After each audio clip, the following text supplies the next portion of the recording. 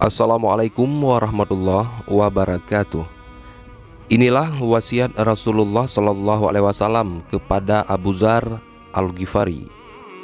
Sebelum lanjut, jangan lupa sukai video ini, komen, berlangganan, serta bagikan agar bermanfaat bagi semua. Terima kasih. Dalam satu hadis diceritakan bahwa sahabat bernama Abu Dzar Al-Ghifari radhiyallahu anhu pernah meminta wasiat kepada Nabi Muhammad SAW. Abu Dzar Al-Ghifari dikenal sebagai sahabat Nabi yang setia dan mengabdikan hidupnya untuk Islam. Dari Abu Dzar radhiyallahu anhu, ia menceritakan, "Aku pernah berkata kepada Rasulullah, 'Wahai Rasulullah, berilah aku wasiat.' Rasulullah bersabda, 'Hendaklah engkau bertakwa kepada Allah Ta'ala, karena takwa adalah akar dari setiap urusan.' Aku berkata lagi, 'Wahai Rasulullah, tambahkan wasiat untukku.' Rasulullah pun bersabda, 'Hendaklah engkau membaca Al-Quran, karena sesungguhnya Al-Quran itu nur atau cahaya bagimu di muka bumi, dan bekal yang disimpan di langit.' Hadis riwayat Ibnu Hibban. Dalam kitab Fazail Quran karya Syekh Maulana Zakaria Al-Kandahlawi dijelaskan bahwa takwa adalah akar segala urusan. Hati yang memiliki rasa takut kepada Allah tidak akan pernah bermaksiat kepadanya dan tidak akan mengalami kesusahan.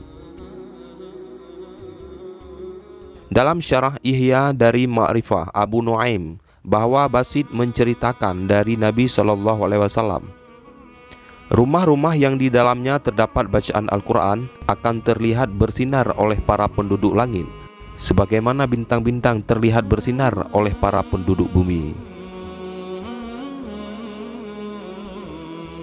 Adapun maksud hadis di atas adalah, Abu Dzar Al-Ghifari menceritakan, saya bertanya kepada Nabi SAW, berapa banyakkah kitab yang telah diturunkan oleh Allah?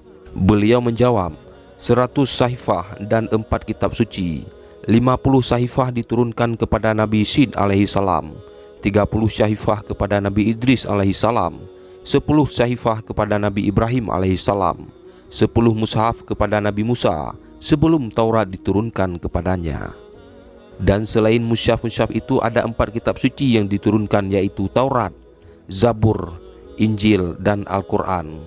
Saya bertanya lagi, apakah kandungan mushaf-mushaf yang diturunkan kepada Nabi Ibrahim alaihissalam?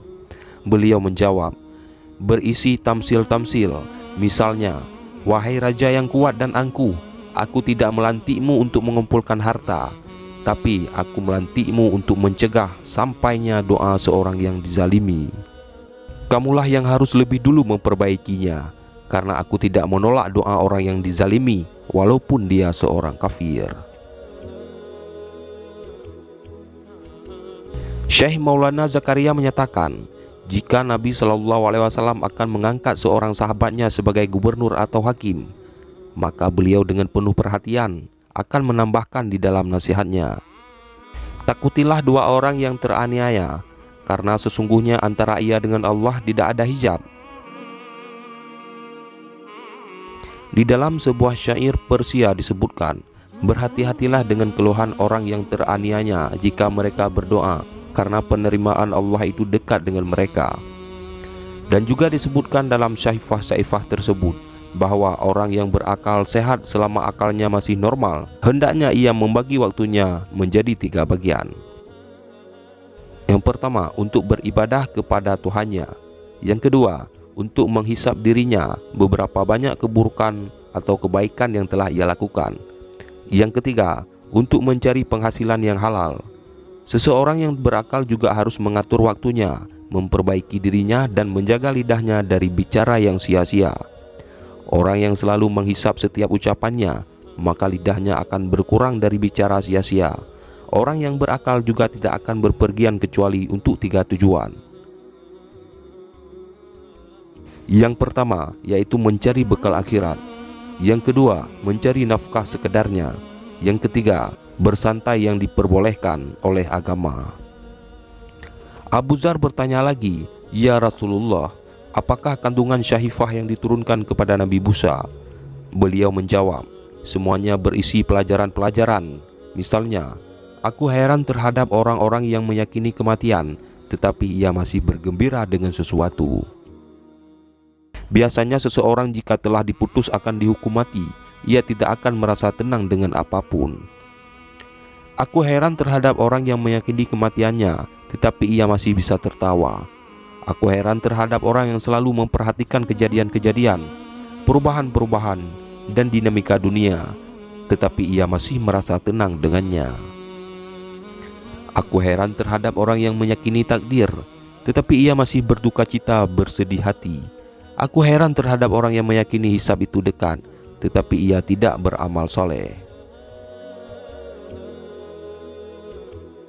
Abu Dzar meminta lagi, "Ya Rasulullah, tambahkanlah lagi wasiat untukku."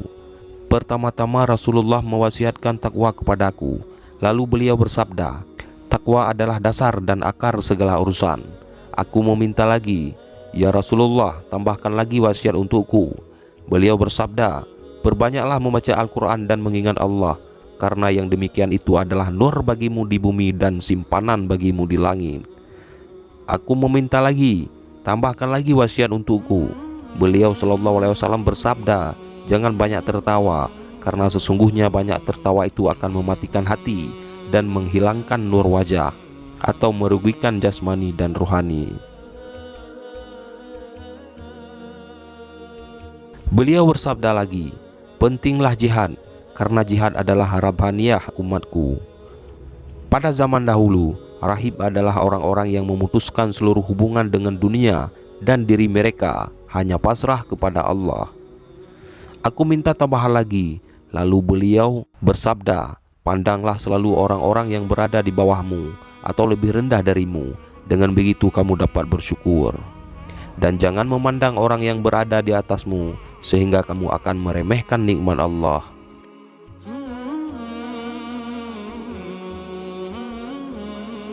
Aku meminta tambahan lagi. Lalu beliau bersabda, "Hendaklah keburukanmu menahanmu dari mencaci orang lain, dan janganlah mencari aib orang lain sedangkan kamu sendiri melakukannya. Cukuplah sebagian bahan untuk mencela dirimu, bahwa kamu melihat aib orang lain, sedangkan aib itu ada pada dirimu, tetapi kamu tidak menyadarinya, atau kamu mengoreksi kesalahan orang lain, sedangkan kamu sendiri melakukannya."